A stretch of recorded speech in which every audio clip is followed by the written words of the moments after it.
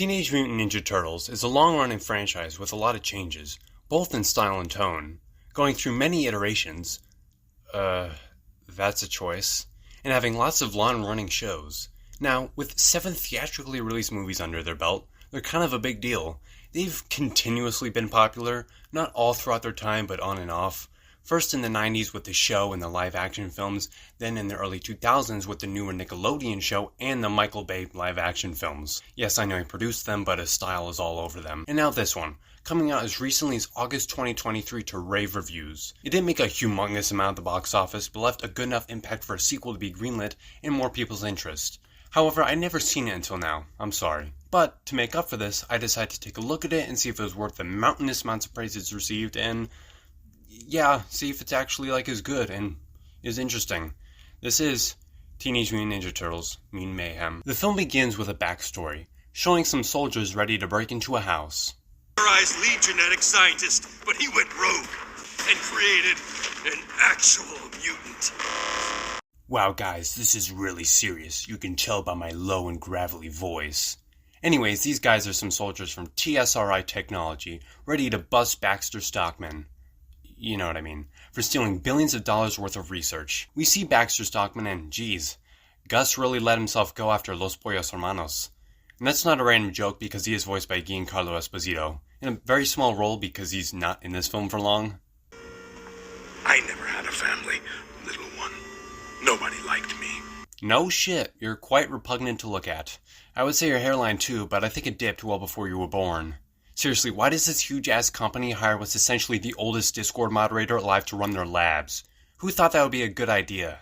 Anyways, Baxter's talking to Superfly when he's just a baby, about how he wants to make him a family. However, that doesn't matter because the soldiers arrive and everything blows up because it's highly flammable. Oops, Baxter Stockman is dead, and they lost their only lead because Superfly left as well, with his siblings. The ooze that makes him leaks into the editing software apparently because it gets all over the title screen. Cool. We see the Turtles, Leonardo voiced by Nicholas Cantu from The Amazing World of Gumball, Donatello voiced by Mika Abbey, Michelangelo voiced by Shimon Brown Jr., and Raphael, oh wow, I really didn't need to see that, voiced by Brady Noon. They're out on a run for Go-Gurt, the most important snack of all, along with some party-sized ranch Doritos. It's double underlined, so you know it's important.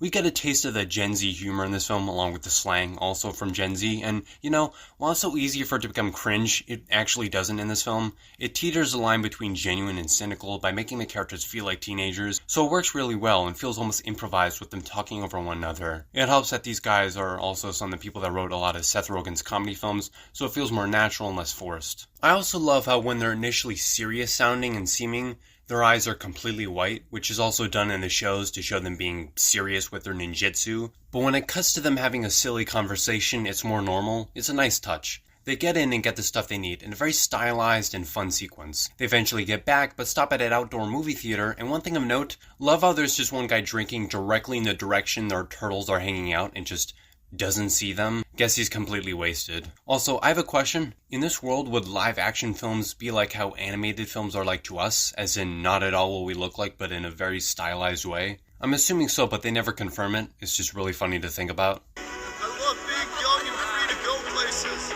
Hey, that's a level of blatant forwardness and honesty I strive for. Keep it up, man.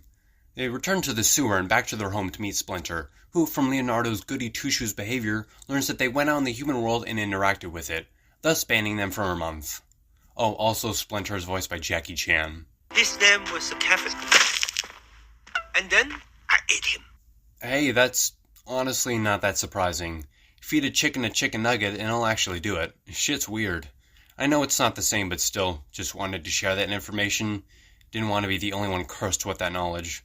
We see Splinter meeting the Turtles when they were still normal turtles, and showing all 5 of them transformed and becoming a family with the help of the ooze. And the baby turtles, when transformed, are, built interestingly. Hell, Donatello already had glasses from birth, basically. Damn. I mean, nothing wrong with glasses, I wear them too, but damn.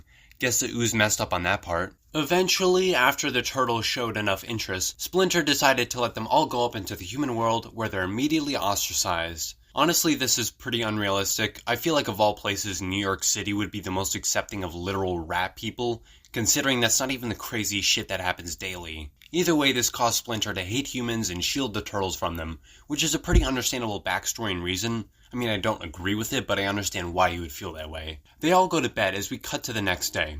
We get a pretty cool heist scene, and a quick one too, which I like, makes it more realistic, as some robbers steal a radioactive storage unit in a surprisingly vacant street. Guess everyone is busy. And of course, because they don't bother driving at a normal speed, and have the most conspicuous looking truck ever, they get targeted by the cops. All seems lost until they get picked up by a fly. Wait, you could have done that this entire time? Why not do that instead? Nobody would believe a giant-ass fly just came down and stole some technology. Or at the very least, even if they know it's one of the mutants from 15 years ago, it'd be much more quicker and effective. You could just wait atop a skyscraper. I get he wants to do it so they can't track it down to him, but it's not like he's a registered person, right? Like with fingerprints they can track to an actual identity? That'd be weird. I'm sure it's hard to track down a giant fucking fly with likely no form of identification instead of setting up a business with several people who could be kidnapped and lead them straight to your area of dealing, like we see later, but okay. They go to their hideout, which is a ship that just reminds me of that one scene in Age of Ultron, also with the ship that's just left on the ground. Not criticizing it, just making a note. Eventually Superfly shows up and decides he is the Munchies, so he kills him. A lady gets made aware of this, Utrum, who's working with that soldier from the beginning, since she works at TSRI Technology. She's also voiced by Maya Rudolph. Later that night, the turtles are training. Eventually, after enough horsing around, they see a girl, April, who's in the shows and movies, which causes Leonardo to form a crush on her. Human woman! Alpha formation, go! I refuse to believe you actually uttered the word alpha in an unironic tone. April's scooter gets stolen, and the turtles eventually find the people who did it and fight them in another pretty cool action sequence. Guys, look around! Voice crack. Anyways, they celebrate over beating the shit out of some grown-ass men who wanted to beat up what they thought were just some skinny-ass Shreks. Yeah, they broke into your warehouse, but do you want to talk about your anger issues, guys? That's a bit of an excessive reaction. Anyways, April comes back looking for her scooter, and despite having her glasses on, still can't see the bright green turtles. Damn. She eventually learns what they are, and despite that, still talks to them and learns their backstory. This is because she wants to be a reporter, and thus takes a lot of notes on it. I wouldn't milk you. You don't even have nipples. So if they did, would your answer change? I want more, guys. I got the taste of life, and I don't want to wash it out of my mouth. I want it to linger on my tongue, swish around my throat, and... Oh, wow. There were like a billion ways you could have phrased that, and you chose the worst one. Impressive.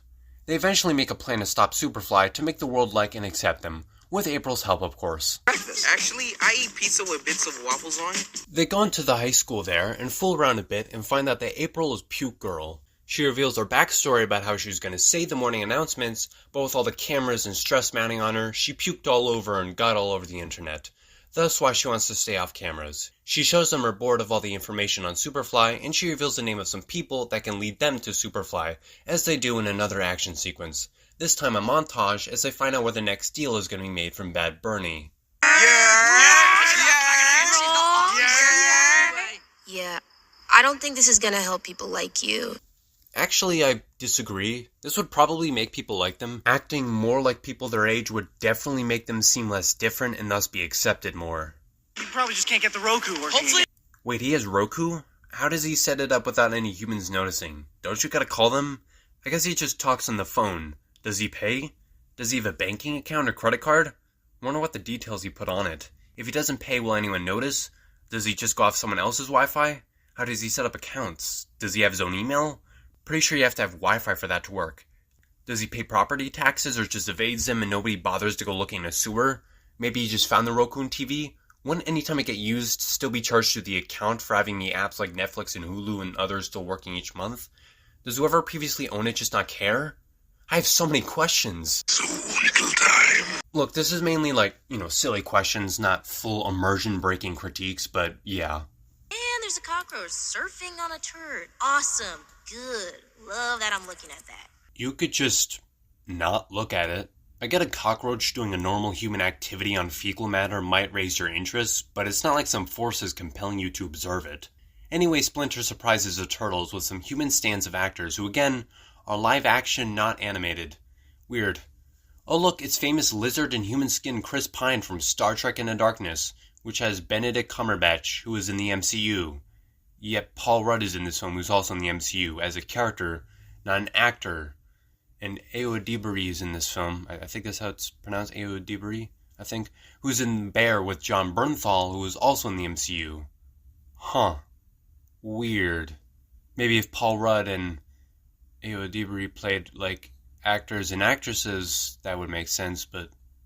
Huh. The Turtles leave to go make the deal and meet up with Superfly, actually seeing him for the first time. Wait, so if this is how the deal was going to go down, why did Bad Bernie think Superfly would leave them alone? They would have seen him and he kills anyone who sees him. Weird.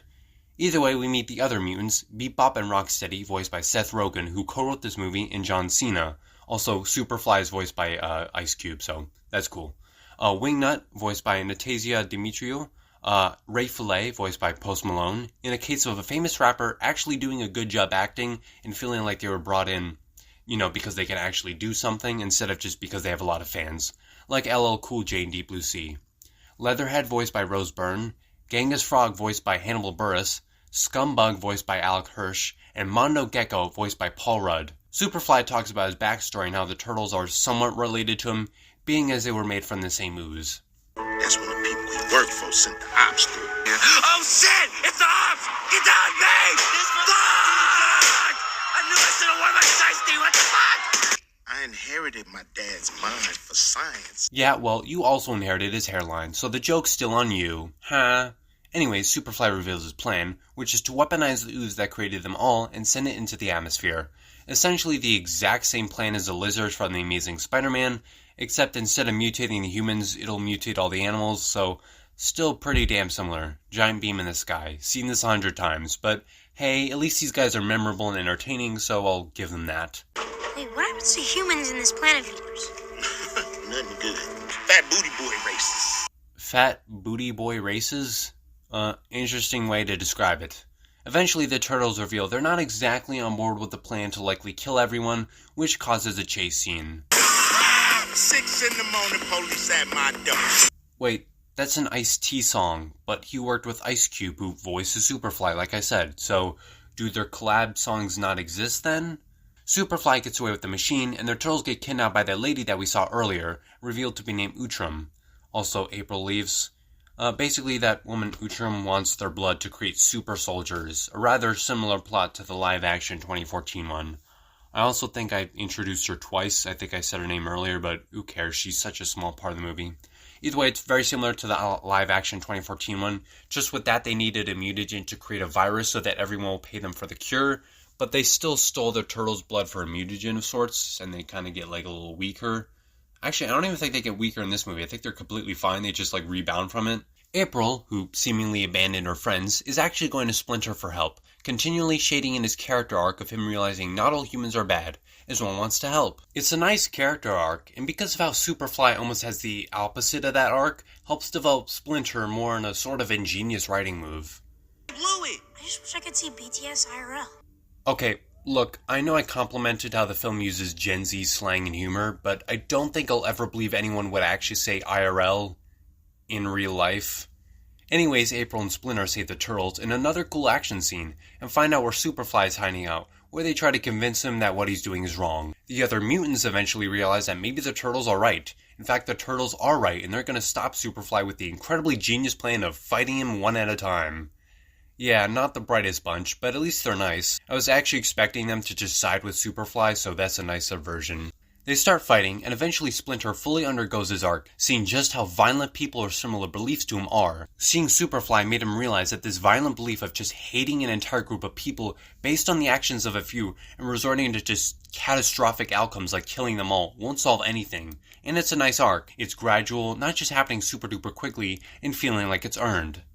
So anyways, they drop Superfly's ass and the machine into the water, turning him into some disgusting whale-giraffe-crab hybrid that flies away in the most casual way possible. Nice.